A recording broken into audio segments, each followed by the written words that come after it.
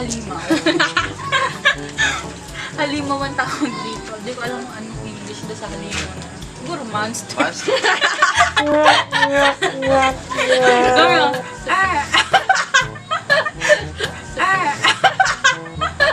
Lumiminaw ako sa vlog nila ni Eric. Kaya, kaya,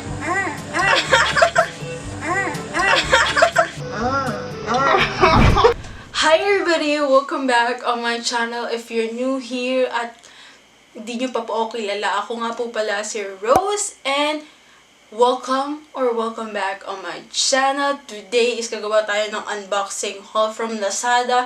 If you haven't know, they had their 11/11 from November and 12/12 from December sale. I'm super excited to show you what I got. Today is December 17, 11 PM. Nagpi-film ako ng gabi kasi mas payapa ang araw ko tuwing gabi. Payapa ang araw ko tuwing gabi. So, walang tumatakol na aso at walang tibing tumutugtog. Kaya, ngayon ako nagpi-film. Please don't forget to subscribe to my channel first and hit the notification bell below so you get updated on my latest uploads. Without further ado, let's get into this video!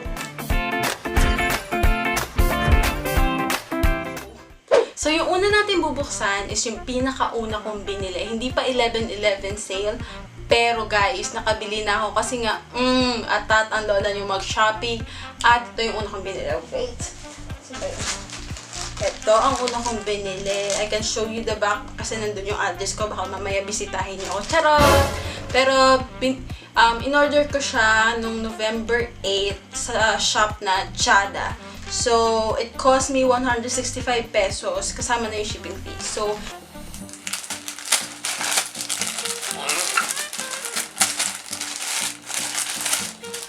okay, so meron siya ditong seller's center na yung printed kung magkano binili mo.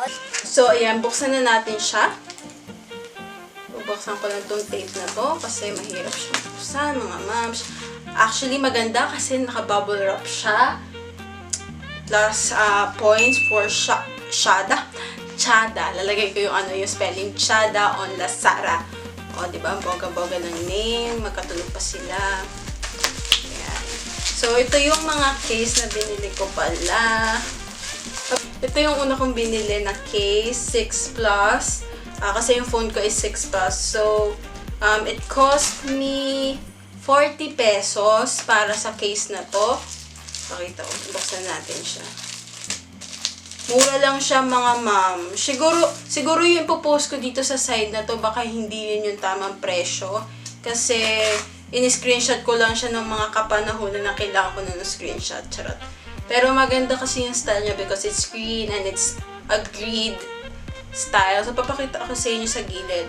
So, dun sa order ko, ano lang siya, 40 pesos. Tapos, nung tinignan ko ulit siya ngayon, 39. Medyo bumaba siya ng piso, mga guys, mga kaibigan. Pero ang ganda nito, ang ganda. It's so pretty. Ang ganda. Fairness, ang ganda niya.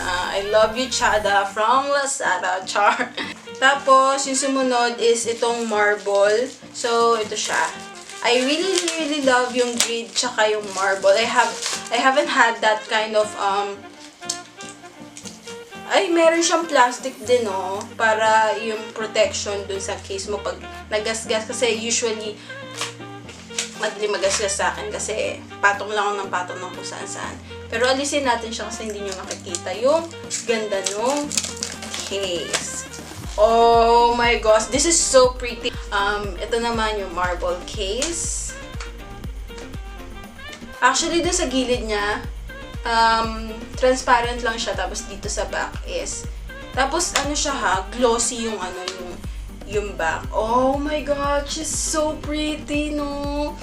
Ang ganda, ang ganda, ang ganda. Thumbs up to CHADA from Lazada. I loved it. Super love this too. Sana bumili rin kayo. It's not that expensive. Ito yung dalawang binili ko. Kakabili ko lang nito. This is from 12/12 sale.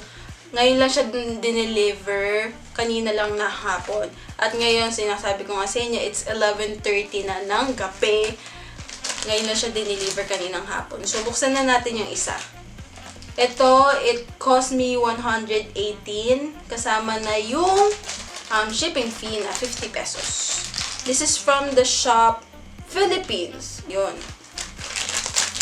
Ayan, meron rin siyang nakalagay pero hindi ko mabasa. So, ito yung binili ko. Tingnan natin kung maganda siya. In fairness, lahat sila naka-bubble wrap. Thank you so much, Lazada, for protecting our packages. Kasi I didn't expect na sobrang liit nito. Meron pa siyang bubble wrap.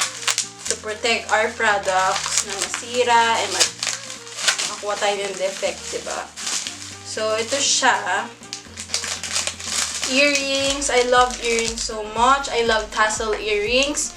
So, ito yung, ito yung Philippines number 1, 6 pieces set, Bohemian alloy, tassel earrings, fashionable, simple lady, temperament earrings. O, diba? Dalawang earrings.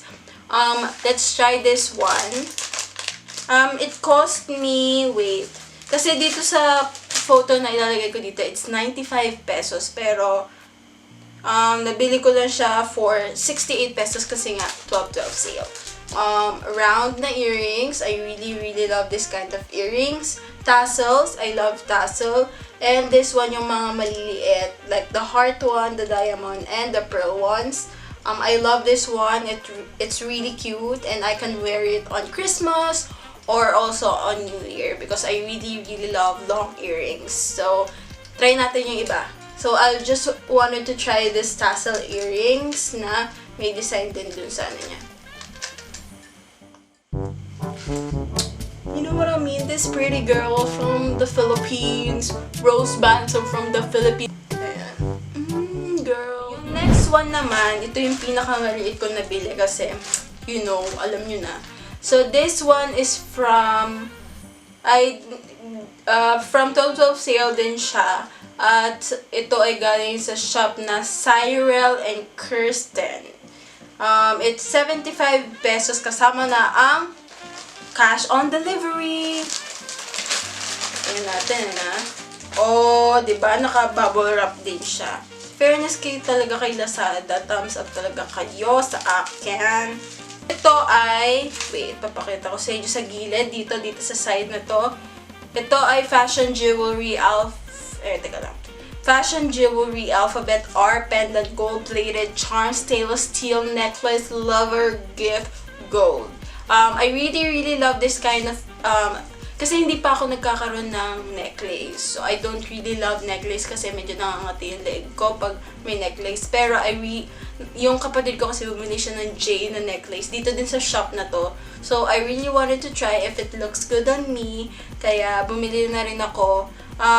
Dun sa order ko, dahil nga 12/12 sale, nakuha ko lang siya ng 27 pesos. Ngayon kasi dito sa photos na pinakita ko is 47 pesos na siya.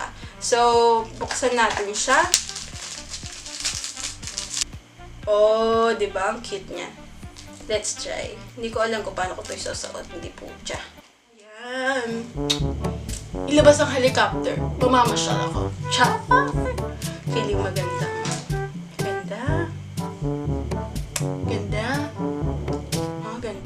Bubuksan naman natin itong pinakamalaking box na nakuha ko from Lazada. This is from 11/11 sale. Unang gabi pa lang ng Lazada, diba, nagka-concert sila.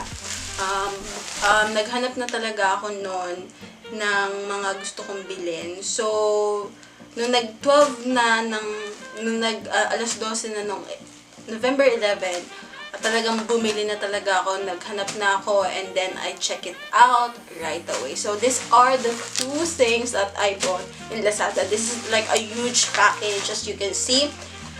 Dalawang box siya. So, tingnan natin kung ano ang laman ng mga box na to. Wow! Ang sarap magbukas ng regalo. Merry Christmas to all of you guys. Ayan. Ito ay from the ShoePer. Yung ShoePer na shop. Ito ay dalawang sapatos po ang laman nito. It cost me 645. Lalagay ko dito yung dalawang sapatos na kinuha ko. Ito yung unang sapatos na kinuha ko. this is it! I'm super happy. Oh my gosh. This is the first shoes. Talagay ko dito. Yung shoes na yan, nung binili ko siya, it just cost me 295 lang siya nung binili ko siya. Pero it's 369. So 369 na siya ngayon. Pero dati nung binili ko siya is 295 lang siya. So after 10 years, natali ko na ang sintas niya. At isa siya. Ayan. Ay, nalagyan ng lipstick. Oh my God. Ayan siya. After, tinitingnan ko siya ng bonggang-bongga. Girl, ang ganda niya. Ang ganda ng quality kasi ito, ang tigas nito. And I can see that every detail, maganda naman siya. At ang lambot siya, guys. Fairness, ang lambot. There are a little bit of excess na sinulid. I can still see it here, pero pag tinitingnan ko naman siya, hindi naman siya pangit tingnan. Maganda siya, as in, the quality, the back, yung nakikita ko sa details dito, ang ganda. Even here, as you can see, on the side, maganda rin siya. It only cost me 295, hindi yun mabigat sa pocket ko. And I just love shoes. I just love white shoes. So if you guys wanted to buy something in ShoePer, I recommend this kind of shoes as well. Meron din akong binili sa kanya na nabuksan ko na. Papakita ko sa inyo, kukuhanin ko lang. Ito yung, nasuot ko na to sa picture na meron ako sa Instagram. Ipapakita ko dito yung picture na yon.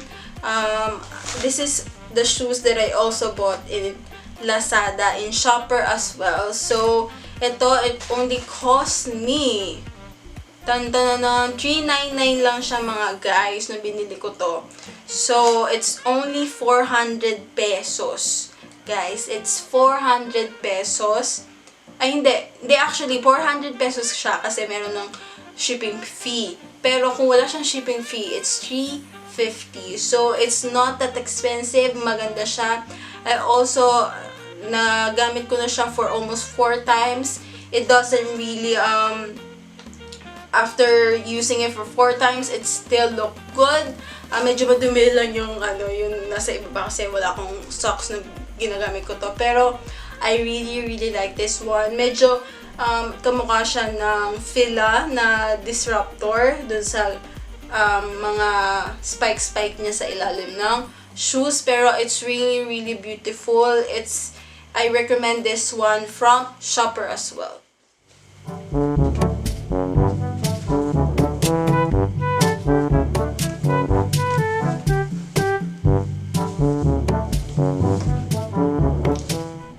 Other shoes, sobrang excited ko na mabuksan to kasi I saw it in ShoePer and it's really beautiful. It is called ShoePer Retro Korean Chunky Sneaker Shoes for Women. I'm just going to put the pictures here. Nabili ko lang ito ng $319. Sa photo kasi na pinapakita ko dito sa gilid, it's $399.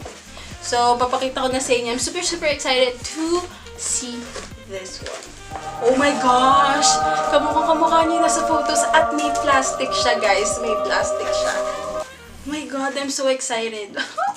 So, siyang isuot. Promise. At nakatali na yung sapatos. Kasi sobrang ang hirap pong magtali ng sapatos. At ang ganda kasi meron siyang padding sa loob para hindi na move yung or na de-deform yung sapatos. So, alisin natin siya. Di ba ang ganda? So, ito siya. Napatahimik ko na yung aso namin. Ayan. Tawag kasi siya. Ay, ayan na naman siya. May nagba-birthday kasi doon sa kalayuan. Kaya tinatahulan niya yung visit ng mga sumisigaw doon sa may court.